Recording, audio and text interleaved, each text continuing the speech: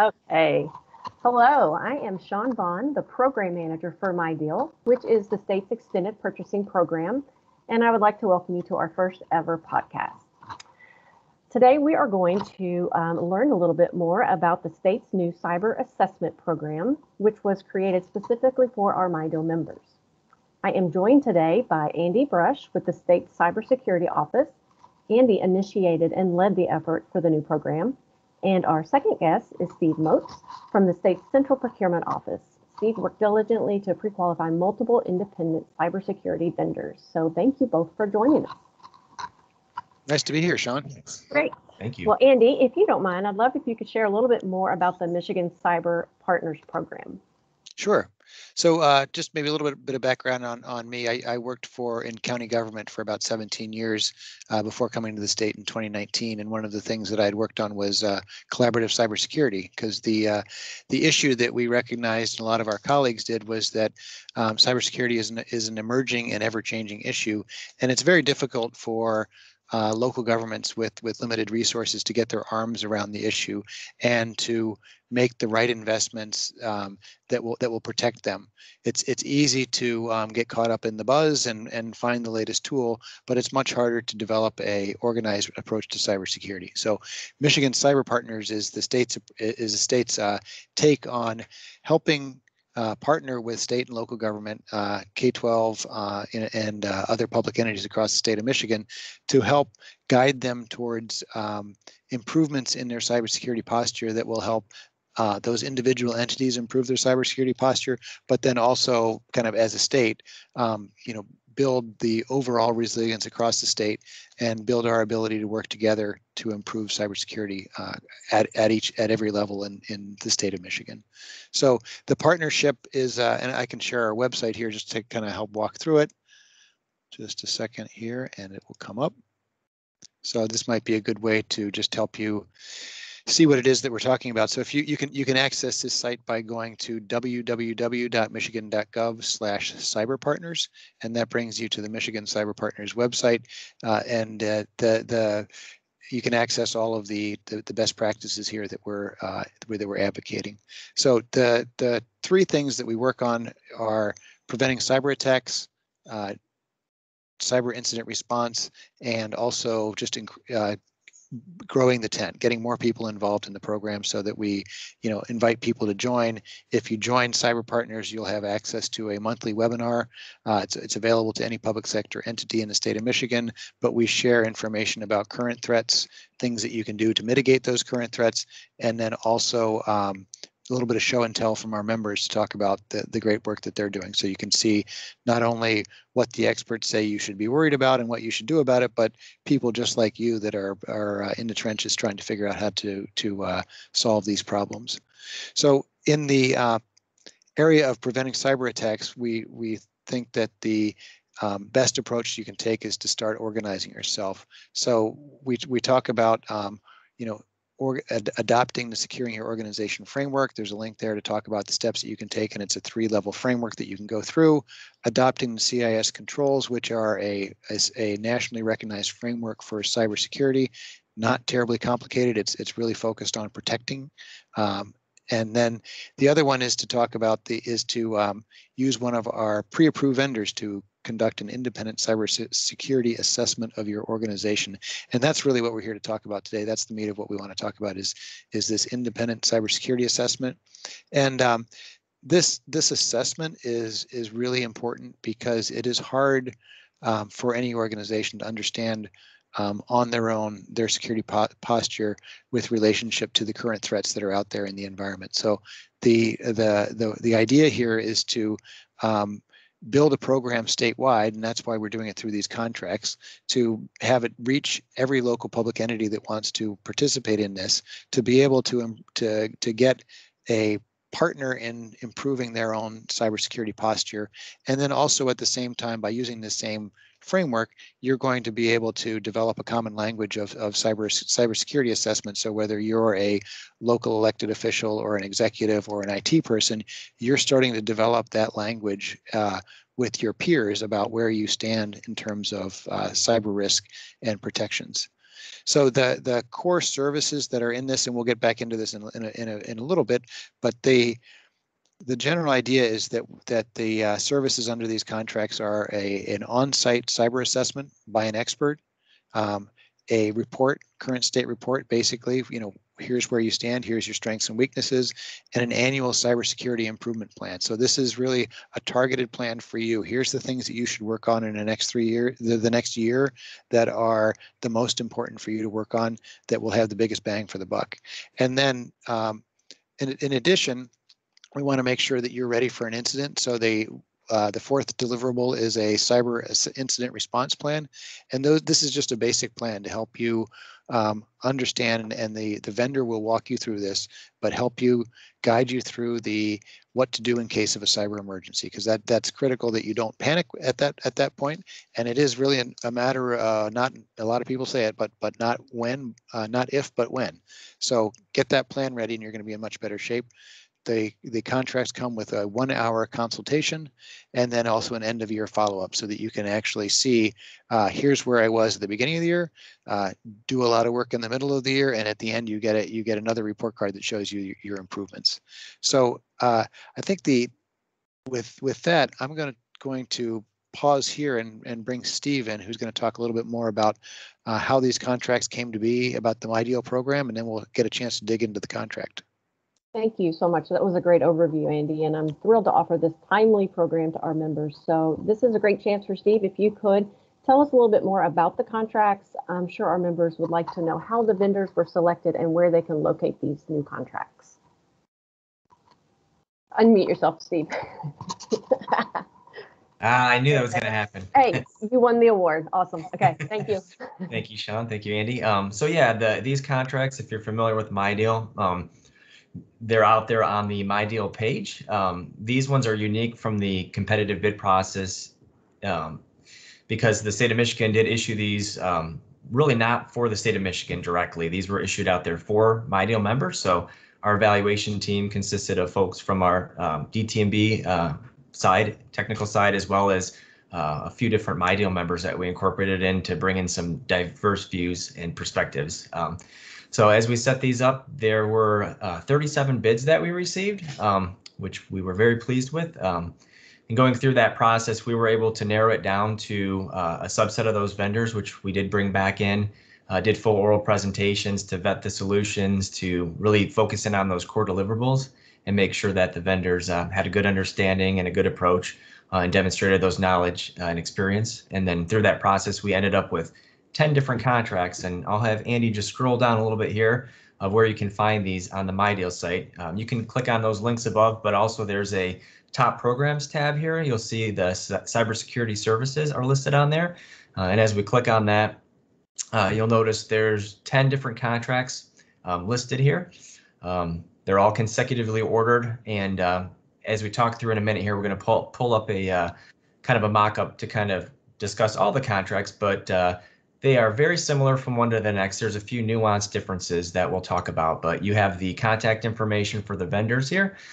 Be sure to use this information as it might be slightly different than what you find in the contracts. But okay, so here's an example of just how the contracts are set up.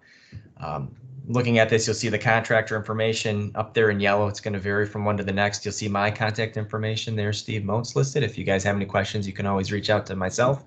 And then really all these contracts work through the exact same duration, which is for 5 years in terms of base years, and then we've got 5 1-year options. We envision that the MiDEAL member would execute a 1-year agreement with 1-year option for those core services, but just so you guys know, this is kind of the absolute duration of these contracts. We do anticipate exercising option years, so these should be out there for a good amount of time. And we'll keep walking through this contract. Again, in terms of content, they're pretty straightforward. We've got set contract terms and conditions here. They are virtually identical from one to the next. So those have all been negotiated as part of our evaluation and selection criteria. So no differences there. And as we jump through these contract terms, we'll actually arrive at the key section or key document, which is the statement of work. This is really the document you should review and become familiar with. It's a few pages, but it really describes the background of the program. And we'll talk through here in a second. Andy will talk through some of the core deliverables that are listed off in here as well. Yep. Yeah. Thanks. And I think that as somebody who's dealt with contracts for many years, often the thing that you try and get at is, okay, there's the terms, there's the front of it. Okay, where's the meat of it? So page 19 on most of these contracts is where the meat starts, and it starts talking about what those services are. So we have a description of the services, which I told you about, the scope and requirements for those services, and the fact that we are that these assessors that you're hiring, these vendors who do this, are to act as independent cybersecurity assessment. So they are, not necessarily in there to sell something else. They're here primarily to help guide you and the improvement of your cybersecurity program. They do have other services available, obviously, but the main goal is to act as a trusted partner for you.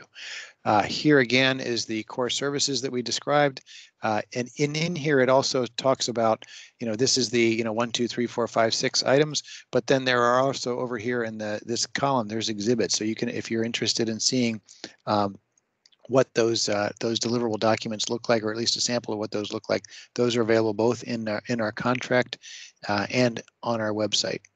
So besides the 6 core deliverable services, most of the vendors have offered additional related cybersecurity services. So these are, we started out with a list of 15, and some have added additional services, but this is where they were able to describe those services. I'll just point out that the one of the key services that's available is the I think that everybody should consider is general advisory services on a time and materials basis, so that you're able to get a little bit of extra help as you can, because they're not to exceed pricing. So if you want extra time to help you solve a particular cyber problem, I would consider adding on a few extra hours for time and materials. And then Steve, do you want to talk about service districts, and then we'll get on to pricing, I think, after that. Yeah. So yeah, this the launch of this was coincided with a lot of at-home work. So one of the things we did add into this contract was an offsite model, as well as an onsite model. So you'll notice these are highlighted, but really between different vendors. Overall, I believe everybody offered a remote model, but you'll want to check out if you're in a remote area and make sure if you're looking to work with a particular contract, that if you are seeking onsite services, just make sure they service your district. But this is a slight differentiator to look at between different contracts.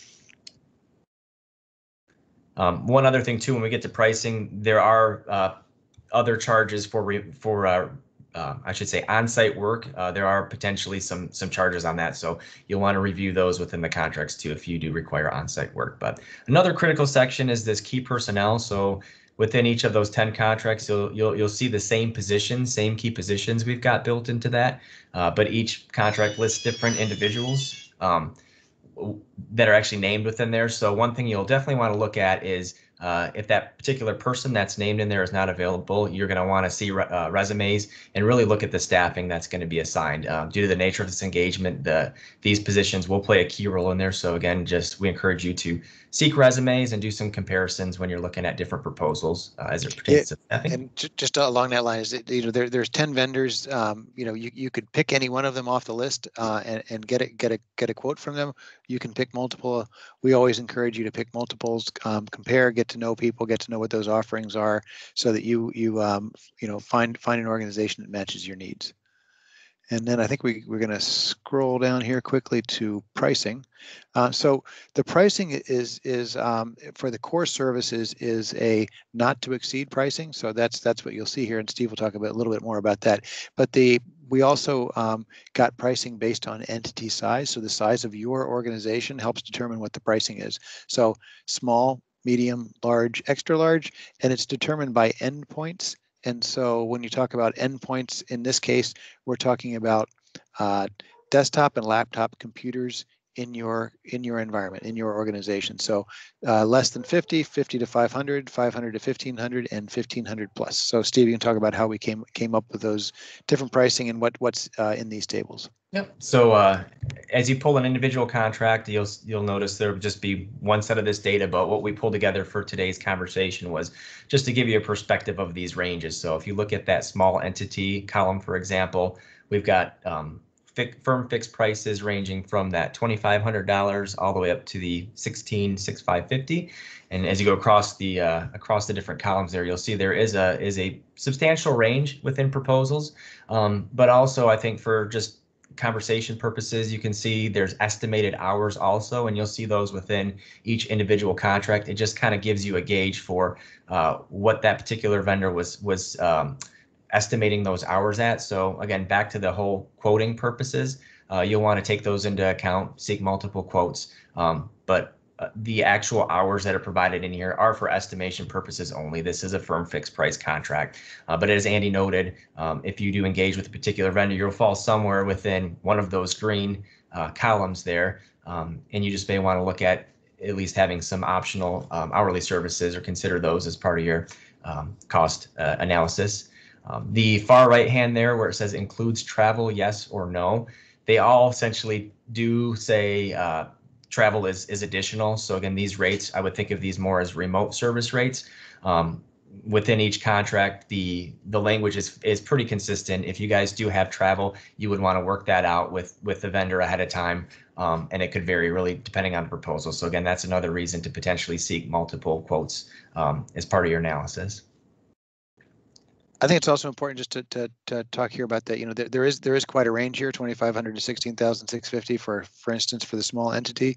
We, like Steve said earlier, we did, besides reviewing all the details of the proposals, we also had on-site, or not on-site, but remote presentations from each vendor to determine that they were qualified indeed to do this work. And we're impressed with all the vendors we had and the ones that we have here in particular that were selected. So. You know, I think that at any price range, you can be confident that you'll get the core services. I think that, you know, based on the number of hours that you see, some of these organizations put, you know, sort of build a little bit more extra into that work. So, you know, again, get those quotes, get an understanding of what those services are, and you know, that I think that's just the range is really helpful. And I think we're going to go on now to pricing on optional services.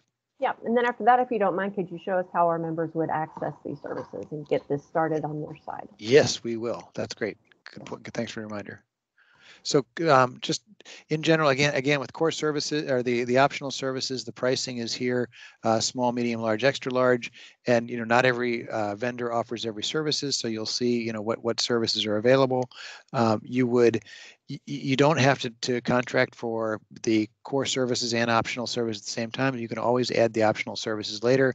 It may be a best practice actually to do that assessment first before you choose what, you know, whether and how to prioritize those optional services. So again, I would recommend starting off with that core assessment, maybe some extra general advisory services on a time and materials basis. But then as things become apparent, as it becomes clear what you need to do, then you can think about what those extra things those additional services are. And Steve, you want to talk about just how that pricing was and our review of that pricing? Yeah. So with the optional services, we didn't have, as Andy walked through the earlier section in the statement of work, we didn't have a lot of descriptive requirements around each of these optional services. So really our analysis and our review focused on the core deliverables. These options were in there as we saw these as pertinent and relevant to the services that were being completed as part of the core. But in this one in particular, we really would recommend that you do seek multiple quotes, and even if it makes sense to do so, try to really define what is required within each of these. If these are options that you would like to consider engaging with a vendor on. And again, yeah, to just highlight, you don't have to do it as part of your initial request. You may want to go out to different vendors for the optional, but maybe not the core. So you really have full flexibility the way we've written these contracts. And so as Shawn mentioned, so there's the hourly rates for the optional services, and then in the contracts there's the request for service cyber assessment service request for quote, we've moved that over to our website. So I'll bring that up here. So I'm going to go, let's see, I believe it's in this one where we're on this page. So you're back to the Cyber Partners website. So you've gone to the independent cyber assessment for local public entities in Michigan. We've talked about the goals, the core services, and here's the requesting a quote section. So in order to request a quote, you again, like we mentioned, we review and understand what the services are that are offered. Be an educated consumer. Ask us questions if you have any, and then select one or more vendors from whom you'd like to receive proposals. The vendors page, we mentioned the vendors page there that has a list of the contact information, and then download and complete the cyber assessment service request for quote form. This is the Word doc. I'll click on that and pop that open in a second, and then you select event, and then you get your quotes back from the vendors. So the vendors are to reply to these quotes with pricing that doesn't exceed the MiDEAL contract, description of those services, and again, as Steve mentioned, the qualifications must match or exceed those of the personnel in their vendor contract. Let me pop this guy up here real quick for you so you can see.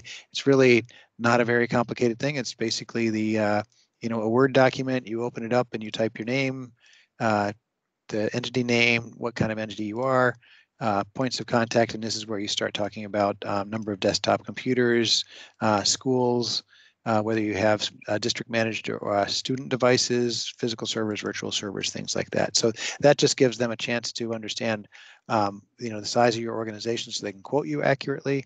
And then the second page is the services that you want. So by default, the 6 core services are checked, and then you would go back through here and select or highlight the ones that you would like to include, and you attach this Word document as an email attachment to the vendor contacts on the vendor page. Yeah. And again, just to speak with that process too, so we're really leaving it up to the MiDEAL member. If you want to work directly with one vendor, you're free to do that. If you want to go out to all 10, you're free to do that. Again, we did have a competitive process as it relates to the core deliverables. For the optionals, we really probably would suggest you do go out to multiple, but for the core ones, really whatever fits within your process.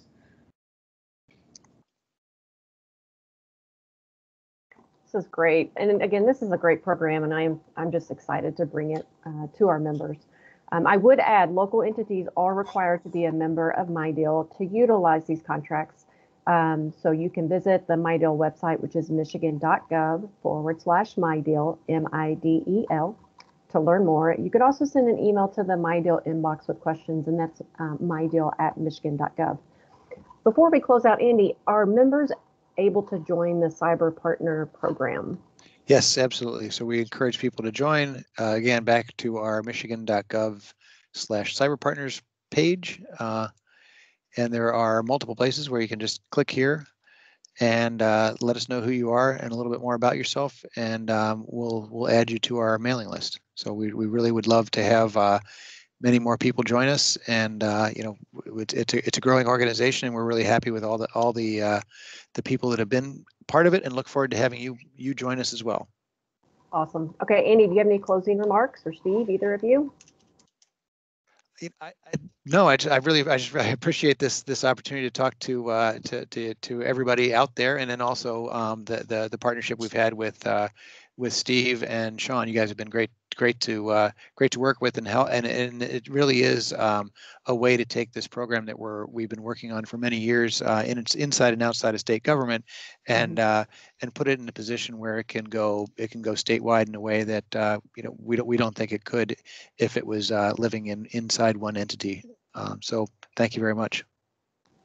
Great. Yeah, we're really excited, and my contact information is on all the contracts. So if anybody has questions, please feel free to reach out to me. Absolutely. Again, I'd like to thank you both for joining us today for our first podcast. So hopefully it went well and our members enjoy it. And so thanks to everyone that listened in, and we will get more information out throughout probably the next few months, might even be doing a webinar. So stay in touch. Thanks again to you both. Thank you. Thank you.